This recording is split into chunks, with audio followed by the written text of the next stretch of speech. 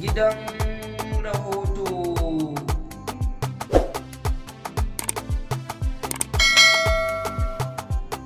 A yau muna ɗauke da labarin wannan jarumi mai suna Ado Isa Gwanja.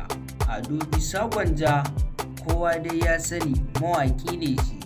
Kafin mu tsunduma cikin bayanan namu kai tsaye, ku yi mana subscribing sannan ku danna alamar ƙararrawa a wannan channel tamu mai suna gidan rahoto.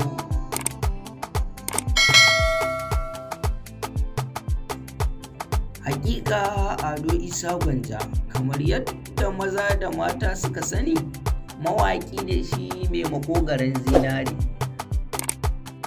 wanda a shekarunmu na baya idan ka je gidan biki ko suna waƙarsa za ka ji ana sawa ana sama mata.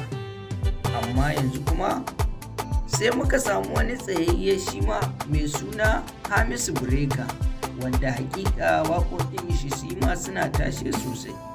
Don haka masoya kada ku manta ku kasance da wannan TV mai suna gidan rahoto.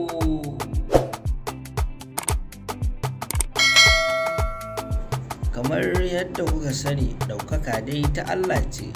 Yau ga shi Hamisu Breaker da ya jima yana abubuwan shi ba wanda ya san shi, sai ga shi kuma yau ya zama shi ne da an shiga gidan biki ko suna wajen taro sai ka ringa jin waƙoƙinsa suna tashi. Ɗaukaka kenan. Shi abu dama idan kana yi kada ka duba tsawon lokacin da ka ɗauka, ba a san ka ba, duba nasarar da za ta zo ma a nan gaba.